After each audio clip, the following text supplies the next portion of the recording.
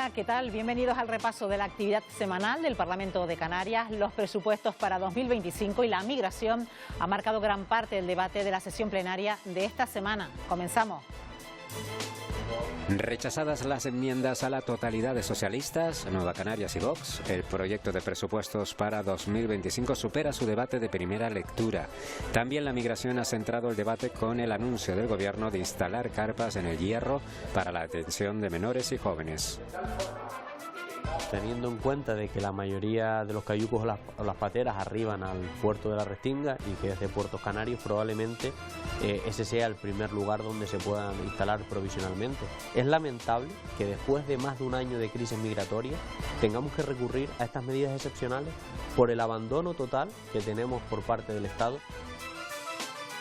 Hoy abrimos las puertas del Parlamento de Canarias a los estudiantes universitarios. Buscamos respuestas a sus demandas. Piden flexibilizar los criterios de acceso a las becas, más plazas en residencias universitarias y una mejor financiación para nuestras universidades públicas. Inquietudes que los jóvenes tienen como soporte en la Ley de Políticas de Juventud de 2023 y que viene a sustituir la norma de 2007. Un texto abierto a la participación juvenil, a generar puntos de encuentro, de debate y a hacerles partícipes de políticas pensadas para su presente y futuro.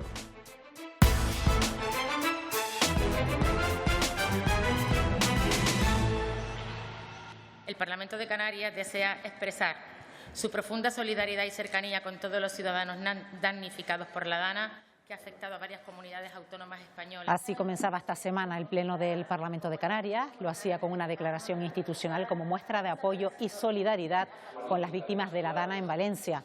También se ha reconocido el trabajo que están realizando los efectivos de emergencia que ayudan a la reconstrucción de la zona dañada. En esa sesión plenaria, la migración ha centrado gran parte de la sesión de control al Gobierno, sin fecha exacta para la conferencia de presidentes que se va a celebrar en Cantabria. Ya se ha confirmado por lo menos que será antes del 20 de diciembre. Es una de las exigencias del Partido Popular para la reforma de la Ley de Extranjería. Pero antes de esa fecha, Clavijo se ha comprometido a convocar nuevamente una reunión para avanzar en el Pacto Canario por la Migración. El anuncio de una próxima reunión de la Conferencia de Presidentes para abordar, entre otros asuntos, el drama migratorio en Canarias ha centrado la sesión de control. Mucho me temo, señor presidente, que nos encontramos ante una nueva cortina de humo para aparentar que quieren dialogar cuando en realidad no hay ninguna voluntad política de buscar un acuerdo. En principio iba a ser antes del 20 de diciembre, momento en el que al Gobierno de Canarias le gustaría poder llevar el acuerdo avanzado a esa conferencia de presidentes. No hay otro camino, señor Clavijo, solo el de la reforma de la Ley de Extranjería. Y por eso le pido que vuelva a convocar el Pacto Canario de las Migraciones.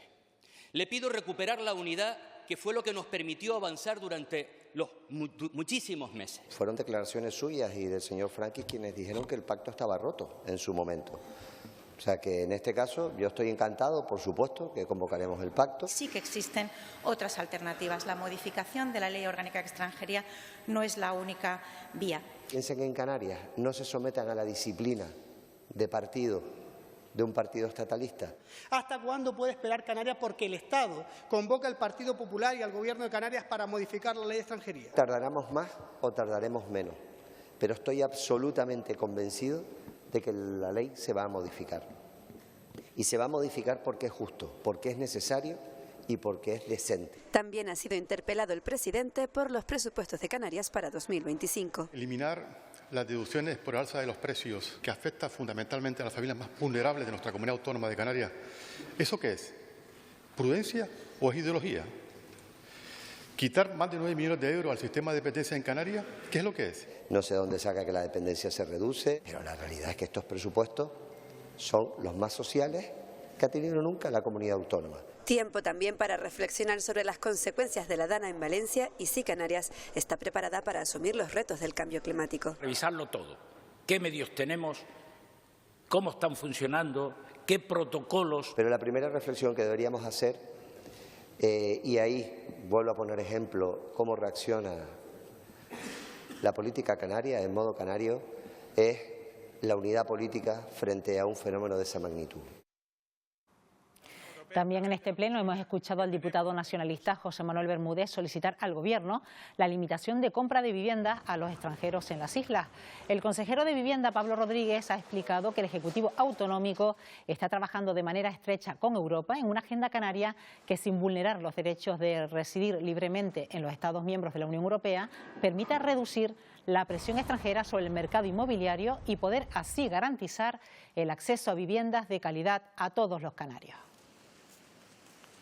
La escasez de oferta y el incremento de la demanda. Y es obvio también que ese incremento de la demanda se ve de manera muy clara tensionada por la compra de extranjeros no residentes de activos, de propiedades, de viviendas en Canarias. Y con la mayoría de los grupos que sustentan al Gobierno, los presupuestos para 2025 superan su primer trámite. En el pleno de esta semana se han debatido las enmiendas a la totalidad presentadas por el Partido Socialista, Nueva Canarias y Vox, que finalmente han sido rechazadas. Suben al estrado los tres grupos de la oposición para defender sus enmiendas a la totalidad del proyecto de ley de presupuestos del Gobierno para 2025. Este no es el camino porque solo nos estamos fijando en un tipo de población. Del resto de población, los que no están en situación de inseguridad, también es justo atenderlos. Yo sí quiero cambiar la estructura productiva para que se reparta mejor la riqueza que generamos en Canarias. Estos presupuestos se caracterizan por el modo Ayuso, el de sálvese quien pueda, el de beneficiar a los que más rentas tienen, el de quitarle dinero a los más vulnerables para entregárselo a los que más tienen. Ayuso la votan mayoritariamente. Todos los índices de Madrid, los índices de bienestar social, de renta per cápita, de Producto Interior Bruto, están muy por encima. Promueva que se podamos ingresar en torno a los 200 o 300 millones de euros más con este impuesto a las estancias turísticas en nuestra comunidad autónoma de Canarias. Es de sentido común y porque además es un reclamo social. Nosotros no queremos gravar a una persona que viva en Tenerife porque vaya a Lanzarote a tomar unas vacaciones. Cataluña y Baleares, que son los únicos que en España la tienen, sí se lo graban a todos los ciudadanos de Cataluña y Baleares. No han logrado excluir a los residentes. No podemos tampoco entender que desde la oposición se diga que son unas cuentas malas. Y no lo podemos entender simplemente porque no responden a la realidad. El 72% se va a gasto social, se blindan los servicios públicos esenciales. Educación, sanidad, justicia y en la que se incorpora vivienda. La friolera de 1.500 millones por encima de los mejores presupuestos del Pacto de las Flores. Finalmente, las enmiendas a la totalidad han sido rechazadas con la mayoría de votos de los grupos que apoyan al Gobierno. El Grupo Parlamentario Nueva Canarias. De Presupuestos, Migración y como presidente de la Comisión de Investigación sobre la compra de material sanitario durante la pandemia, le hemos preguntado al diputado que hoy nos acompaña en la entrevista de la semana.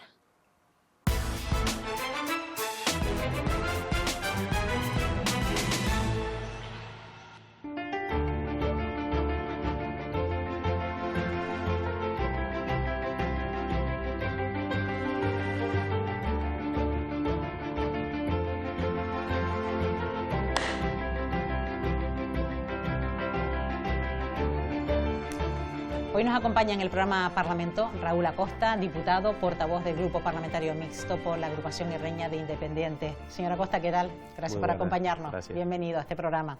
Bueno, único representante del Grupo Mixto, presente en todas las comisiones, participa en todos los plenos, preside la Comisión de Investigación sobre la compra de material sanitario durante la pandemia, por lo tanto no se le puede escapar nada. ¿Cómo lo lleva?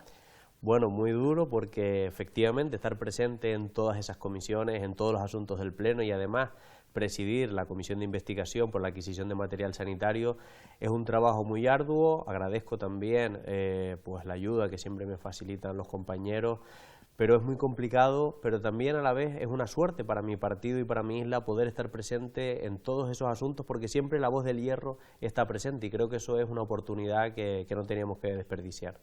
Estos días ha saltado la noticia, somos conscientes del trabajo que conlleva precisamente ser el único representante del Grupo Mixto, el hecho de cuánto cobran sus señorías en este Parlamento de Canarias. Usted figura en el puesto número 2, no sé qué tiene que decir al respecto. Bueno, es reflejo del trabajo, como comentaba antes, lo importante es el trabajo que se desarrolla y por eso precisamente si miramos el resto de grupos se devengan las mismas indemnizaciones que el resto de grupos. El grupo mixto, que en este caso está conformado por mí, participa activamente además en todos estos asuntos. Es de ahí la razón de esa cuestión.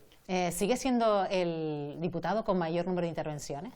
Sí, si no me equivoco, porque tampoco he mirado las estadísticas, pero si no me equivoco, efectivamente soy el diputado que más intervenciones tengo, tanto en pleno como en comisión, porque además al participar de todos los asuntos, pues al final conlleva pues estar en esa posición. Bueno, como decimos, se le ha asignado la presidencia de esa comisión de investigación sobre la compra del material sanitario durante la pandemia y a medida que ha ido transcurriendo las comparecencias y las declaraciones, ¿cree usted que va a ser una comisión esclarecedora de los hechos?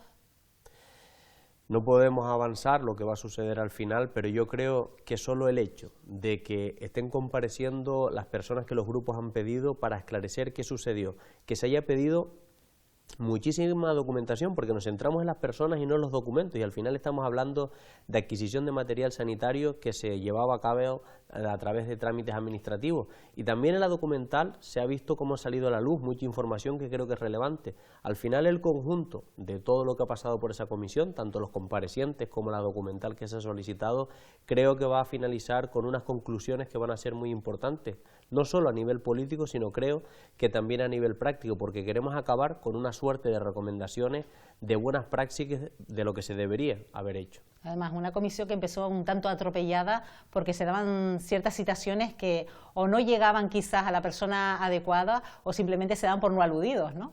Efectivamente ha costado mucho porque no teníamos datos, hemos tenido que requerirlos a otras administraciones, Policía Nacional, Hacienda. Cuando hemos tenido información ha empezado el trámite de notificación, nos ha costado a muchas personas notificarles y nosotros, a diferencia de otros parlamentos, hemos recurrido a las fuerzas y cuerpos de seguridad para que practiquen muchas notificaciones que correos o otras empresas no podían hacer y gracias a eso han pasado por esta comisión muchas personas que en un principio parecían que querían eludir esa responsabilidad.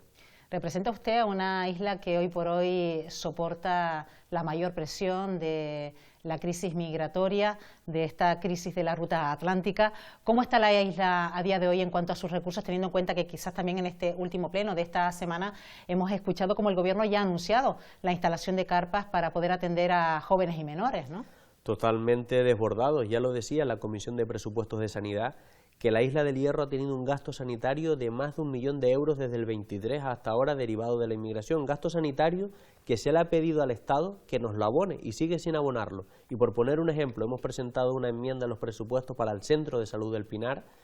La construcción del Centro de Salud del Pinar sería inferior a esta cantidad y vemos un ejemplo de cómo al final estamos detrayendo recursos de nuestro pueblo, de nuestra gente, para destinarlo a una cuestión que debería el Estado de abonar. Y no se trata de no dejar de atender a estas personas que lo necesitan, se trata de que cada uno asuma sus competencias, comenzando por el Estado, que no lo hace y sigue sin abonar a Canarias ni este 1 millón de euros ni los más de 160 millones de euros que hemos asumido la Comunidad Autónoma de Canarias para atender a los menores que han llegado a nuestra tierra.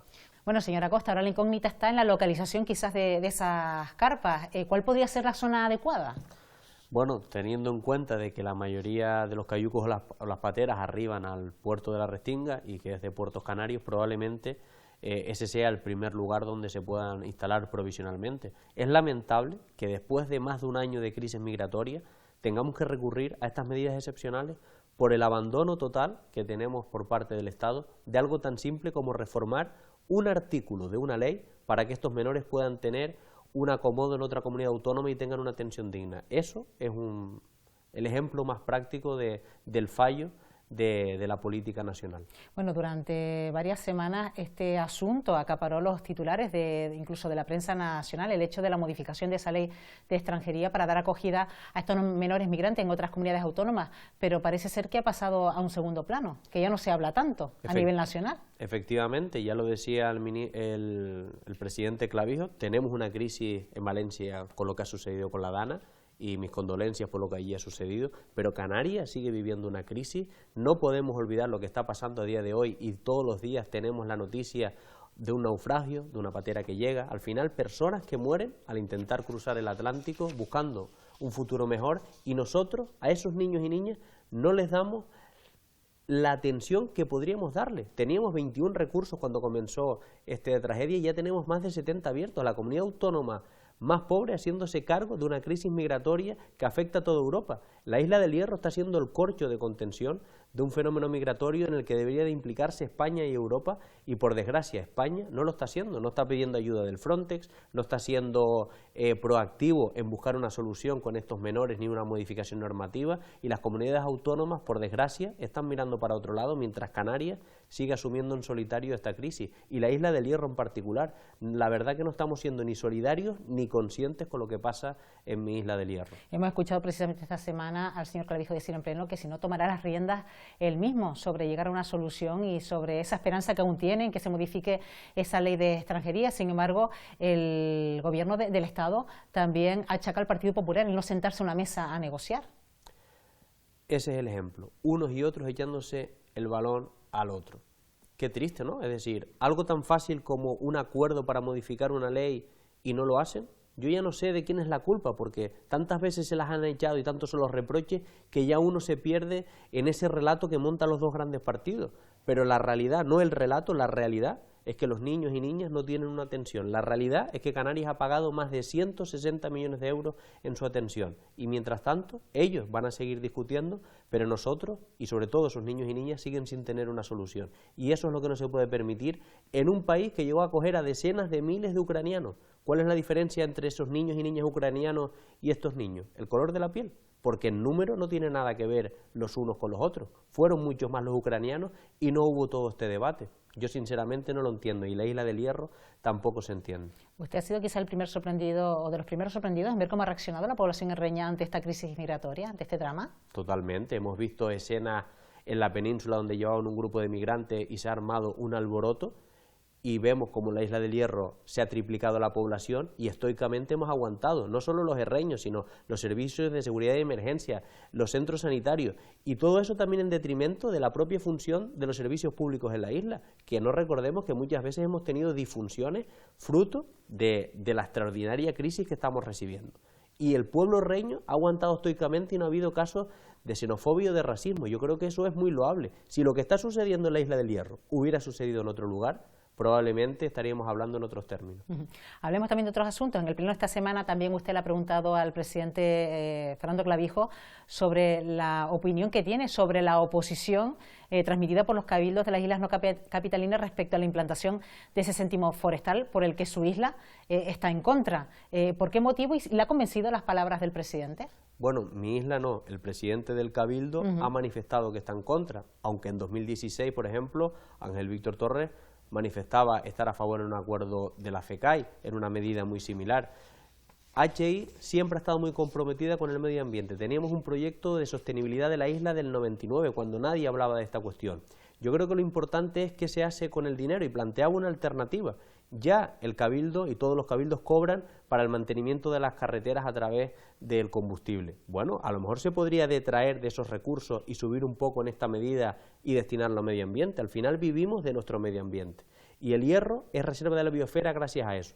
¿Qué pasa? Que tampoco me parece justo meterle la mano en el bolsillo a los ciudadanos para quitarles recursos cuando esas mismas administraciones, como el Cabildo, es incapaz de ejecutar su presupuesto. ¿Se ha notado la bonificación del combustible en la isla del Hierro en cuanto a su precio y hay compromiso de que se siga manteniendo? Se ha notado porque efectivamente se ha reducido, pero a día de hoy y con esa bonificación, la isla del Hierro sigue teniendo el combustible más caro de toda Canarias.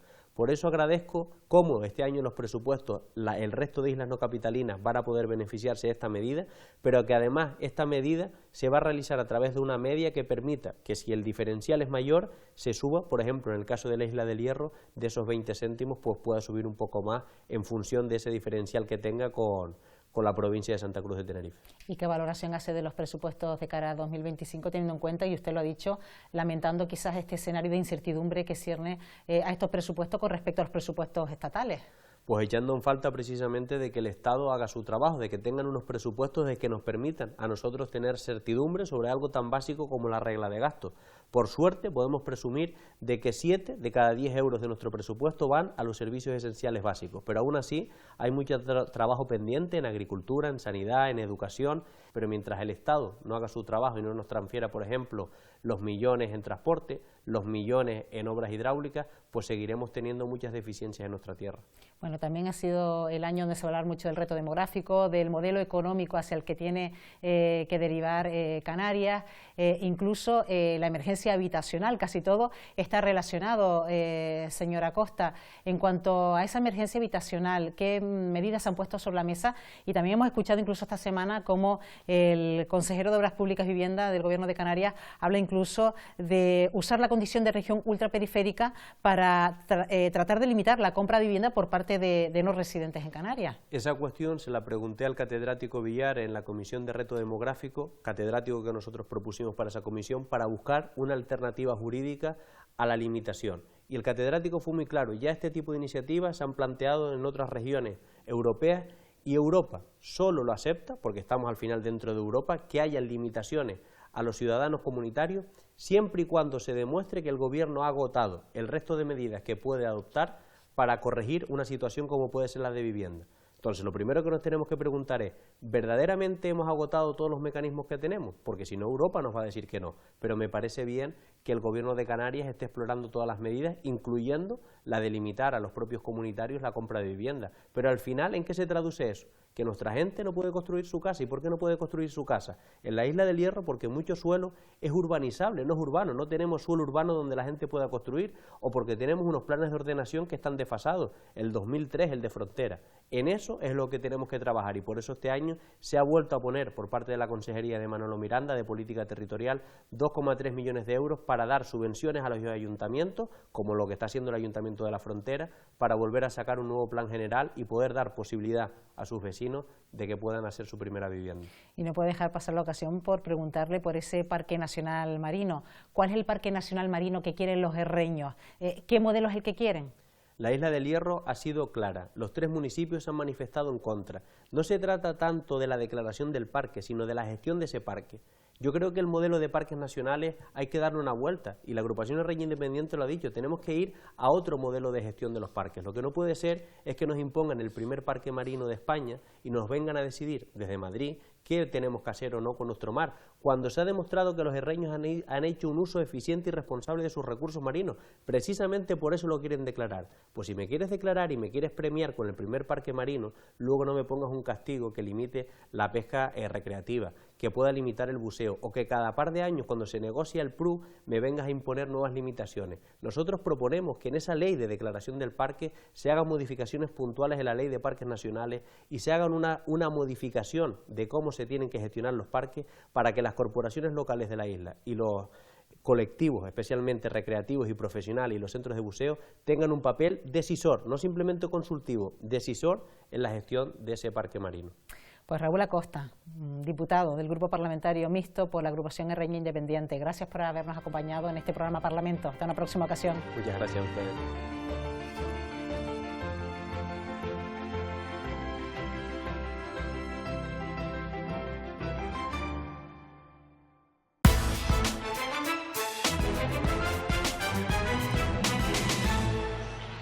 En 2023 se notificaron unas 14.700 agresiones a personal sanitario en toda España. 443 de estas agresiones tuvieron lugar aquí en Canarias, lo que supone un aumento del 78%. Sobre este tema se le ha cuestionado a la consejera de Sanidad en comisión parlamentaria. Esther Monzón confirma una ralentización de estas cifras en los primeros 10 meses de este año. La consejera también ha anunciado que en 2025 habrá un aumento del presupuesto para el plan de prevención de agresiones a los profesionales del Servicio Canario de la Salud. Disponemos de un mapa de riesgos para identificar los centros con mayor número de notificaciones, de forma que se puedan implementar medidas específicas de prevención en esa zona. Renovamos anualmente el convenio de colaboración con el Consejo Canario de Colegios de Abogados, lo que supone que nuestros profesionales pueden afrontar el proceso legal sin carga económica adicional. Esta semana, en el marco de la Comisión sobre la revisión del REF, hemos escuchado la opinión de expertos sobre el papel que juega en nuestra financiación autonómica y el papel del IJIC. También planteamientos dirigidos a fomentar sectores emergentes como el aeroespacial y la inteligencia artificial. De que los recursos REF no computasen dentro de lo que era el sistema de financiación de las comunidades autónomas, y hoy en día eso es un peligro que podemos perder en cualquier momento. Y ahora con los pactos del Gobierno de la Nación, con Cataluña, y ahora para cubrir las necesidades de la región valenciana, pues todo esto me imagino que se lo tendrán que plantear. ¿Y por qué es imposible rebajar el tipo del IJIC, vaya bien o vaya mal la economía? Porque el IJIC se ha convertido en el sistema de financiación de las corporaciones locales. El sector aeroespacial, la inteligencia artificial, la industria MICE de eventos podría entrar, y un sector emergente que creo que es relevante y al que tenemos que ponerle un foco especial es la economía circular, la gestión de los residuos, que también está en la vigente ley del REF ya regulado. Por cada europeo habrán 6 africanos.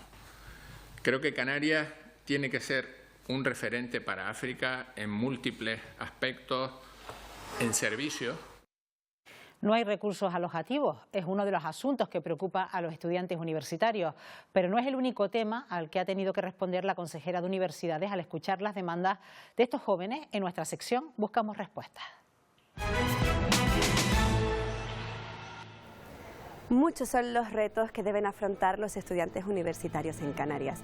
El encarecimiento de los alquileres y la escasa oferta de residencias estudiantiles en un territorio fragmentado como el nuestro dificultan el acceso a los estudios superiores. Los jóvenes reclaman también más becas y más agilidad en su tramitación. Para hablar de universidad y de los derechos del estudiantado, viene hoy aquí al Parlamento de Canarias, en busca de respuestas, Daniel Gallar. Daniel tiene 19 años y estudia segundo de Derecho. Lleva ya varios años formando parte del movimiento estudiantil y actualmente es secretario general de la Unión de Estudiantes de Canarias y miembro del Consejo de Estudiantes Universitarios del Estado. Buenos días, Daniel. Bienvenido al Parlamento. Conoces perfectamente cuáles son las necesidades de los estudiantes. Entonces queríamos aprovechar esta visita al Parlamento para que nos comentes cuáles son tus propuestas, peticiones a los representantes de esta Cámara, al Gobierno, para mejorar esta situación. La primera medida sería ampliar las plazas de las residencias universitarias y los colegios mayores. Estamos viendo cómo los alquileres se disparan. Para las personas jóvenes es prácticamente imposible pagarse un alquiler. Soy consciente de la problemática y más vengo de una isla menos poblada, de Lanzarote. Lo hemos hablado con los rectores, eso funciona directamente desde la universidad, no es una cosa que el gobierno interfiera, pero sí obviamente lo hemos puesto sobre la mesa para intentar ampliar plazas. Es imprescindible dotar al sistema de un buen servicio de becas. El plazo de solicitud de becas acababa a principios de noviembre, lo cual quiere decir que hay muchísimos estudiantes que no han tenido acceso a las becas porque no se ha resuelto.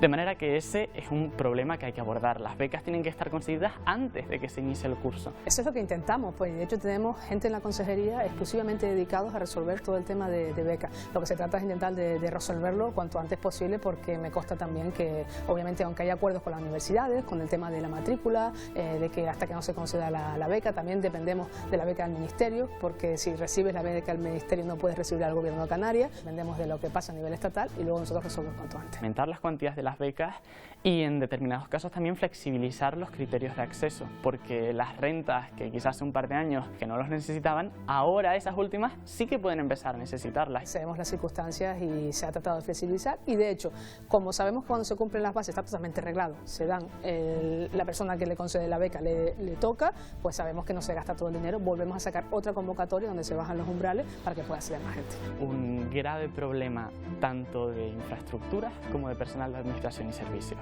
Por el lado de las infraestructuras hay muchísimos edificios que necesitan reforma y el personal de administración y servicios es fundamental para nosotros, por ejemplo, en las bibliotecas, que están cerrando muchos días por falta de personal. No es una gestión que lleve directamente desde la consejería, pero sí que sabemos realmente la situación cómo está, y obviamente pues bueno, eso ya se toman decisiones ya la universidad en cómo tienen que gestionarlo, pero me consta la preocupación porque también me lo han comentado los rectores. Es necesario aumentar esa financiación de las universidades. Este año hemos vuelto a subir el presupuesto de las universidades, hemos pasado de 278 millones a 284 millones.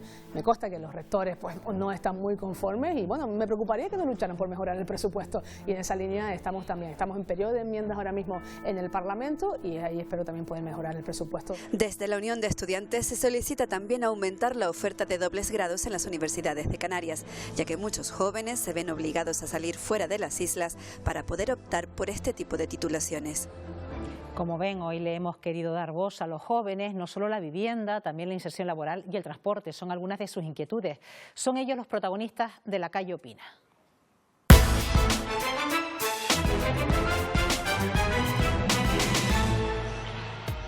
Introducirte en el mercado laboral es difícil, porque tú, aunque tengas tu currículum de tener tus estudios, tus bases, tal, siempre te piden experiencia, entonces empezar, o sea, de algún lado tienes que sacar esa experiencia. El sueldo es inferior a la media europea y luego aparte que con ese sueldo los jóvenes, la mayoría, no pueden acceder a ni siquiera a un alquiler medianamente normal. Yo tengo compañeros que necesitan estudiar cerca de aquí, de Santa Cruz, y no se lo pueden permitir porque los precios de los alquileres son muy altos. A que cada vez estén más con los padres viviendo porque no pueden acceder a una vivienda. Mi carrera está en un paro académico porque no hay suficientes prácticas ni profesorado. A ver si pues le buscan solución o algo, porque si no tienes las prácticas en la carrera es como si no tuvieses la carrera. Las guaguas del sur o en el norte hay veces que no pasan o pasan más tarde, claro. Luego tú llegas a tarde de clase y te ponen una falta o pierdes una actividad formativa.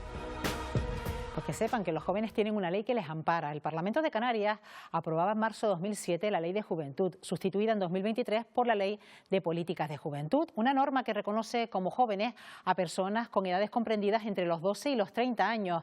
Es ahí donde se especifican las competencias de las administraciones en políticas orientadas a este sector de la población, además de dar cabida a las organizaciones que los representan para darles voz a sus demandas e inquietudes. Un 28 de marzo de 2007 se aprobaba la Ley Canaria de Juventud, un texto que nacía con el propósito de dotar a los jóvenes de las islas de políticas pensadas en ellos, fomentando la coordinación entre administraciones y garantizando el derecho de igualdad. 16 años después, en junio de 2023, entra en vigor la modificación de la norma que la sustituye por la Ley de Políticas de Juventud. Desde el año 2007 no teníamos Ley Canaria de Juventud en la comunidad autónoma, y además fue una ley que no se implementó bien ni se garantizó su desarrollo. Que genera derechos a la juventud y deberes a las instituciones, que pone de relieve que se necesita presupuesto y personal técnico, ambas cosas, para generar políticas de juventud. Una ley que también regula el Consejo de la Juventud de Canarias, máximo órgano de representación de los jóvenes de las islas. La juventud es parecido a una federación, es una aglomeración de asociaciones juveniles, tanto políticas como deportivas, como sociales, lúdicas, que lo que hace es englobar todas las ideas de la juventud, tratar pues una temática común y sacar esas necesidades comunes para exponerlas ante el gobierno, en este caso el gobierno de Canarias. Una puesta en común de la que nace una radiografía de la juventud canaria. La juventud canaria está a la cabeza de lo malo y a la cola de lo bueno, ¿no? Tenemos el segundo mayor paro, los segundos peores sueldos de toda España, no estamos empleándonos en cosas que nos den, en oficios que nos estén dando unas expectativas de futuro reales, sino más bien temporales, con muy pocas probabilidades de seguir avanzando y poder conseguir pues esa independencia que nos convierte de jóvenes a adultos. Una situación que acentúa la pobreza. Cada vez hay más trabajo empobrecido, jóvenes que reciben el sueldo, jóvenes que además trabajan a temporada completa y aún así están en los índices de pobreza y exclusión social. Sin embargo, su papel es muy activo en lo social y en lo político. Sí que se ha visto, sobre todo en estas últimas crisis, como vemos, la implicación política de los jóvenes. Es un diagnóstico de cómo la política trata a los jóvenes, obstaculizando que de verdad los jóvenes sientan que sus voces importan, y para eso hace falta pues núcleos como los nuestros, sitios donde hay espacio de verdad para que los jóvenes puedan hablar. Mientras su participación es más activa en la política, preocupa su visión de la violencia machista. Es una realidad que está empeorando la juventud en comparación pues, con esos datos que teníamos, pero también creemos que es significativo de que hay una parte de la juventud a la que le está importando lo suficiente como para rebelarse contra ese sistema heteropatriarcal. El Consejo de la Juventud de Canarias echa en falta una sede, un soporte económico y sobre todo que en un territorio fragmentado como el nuestro se escuche la voz de los jóvenes de las 8 islas. Tiempo ahora para fijarnos en la actividad de otras instituciones parlamentarias de España y del mundo.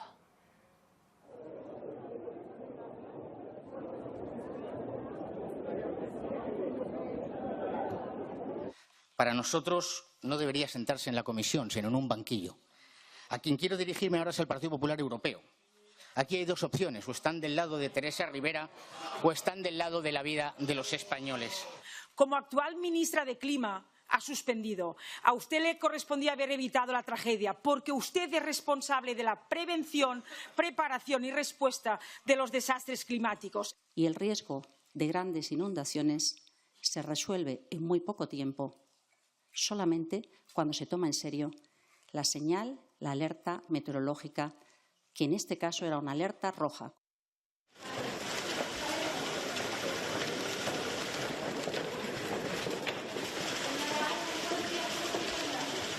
Porque todo esto tiene un objetivo político evidente.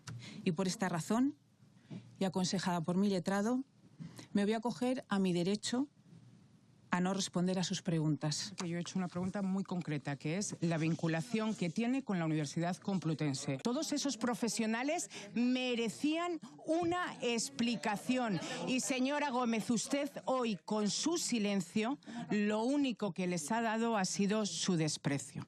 ¿Usted cree, señora Gómez, que buscan, una vez más, linchar al presidente del Gobierno, linchando a su mujer, pero usted sabe que no lo van a conseguir?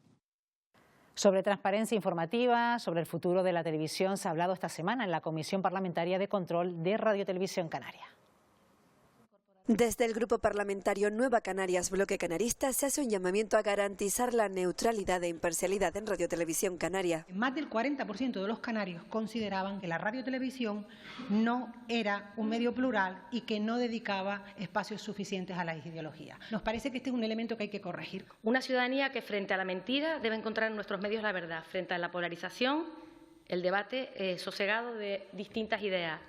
Frente a la manipulación, la integridad y la ética. ¿Qué acciones se están tomando para garantizar esta necesaria objetividad? La principal medida destinada a garantizar esos principios es poner en manos de las y los profesionales de Radio Televisión Canaria la responsabilidad de hacer bien su trabajo y, por consiguiente, dejarles trabajar. La ausencia de un mandato marco para Radio Televisión Canaria también fue objeto de debate. No hay visos de que vaya a aprobarse un mandato marco, ni hay visos de que la nueva ley de que se habla desde el principio de legislatura vaya a ser aprobada. Sigue estando, digamos, en las manos de este Parlamento aprobarlo, ¿no? También se habló de transparencia en las contrataciones de las producciones audiovisuales de RTVC. Ahora, cuando hace un año de su nombramiento, un año después hemos logrado que traiga las líneas estratégicas y hoy que dé cuenta de las contrataciones. Nosotros enviamos puntualmente, de forma mensual, todos los contratos que se celebran tanto por el ente, por la radio, la televisión pública del Parlamento, en las vías, digamos, establecidas formalmente, ¿no?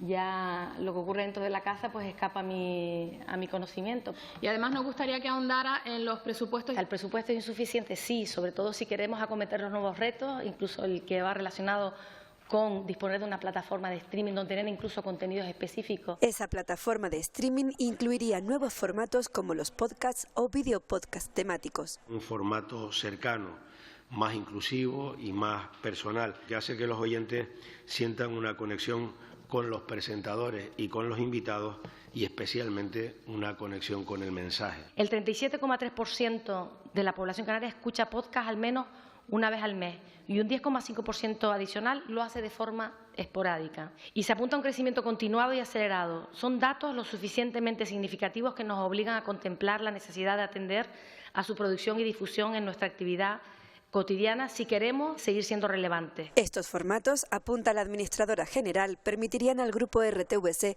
conectar con la audiencia más joven, alejada del consumo audiovisual más convencional. Mujeres en mayúsculas es el título de la muestra fotográfica que hasta el 26 de noviembre se puede visitar en el Parlamento de Canarias, una oportunidad para admirar una colección de imágenes que visibiliza los esfuerzos y logros de numerosas mujeres canarias de distintas generaciones y profesiones.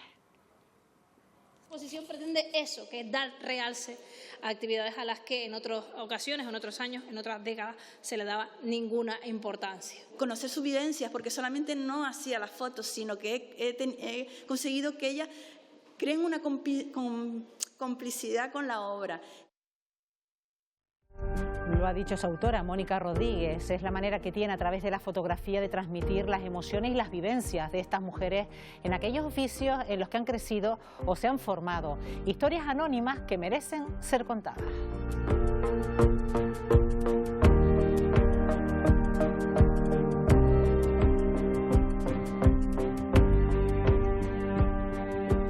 Con esta muestra nos despedimos. Nos vemos dentro de 7 días. Que pasen una buena semana. Adiós.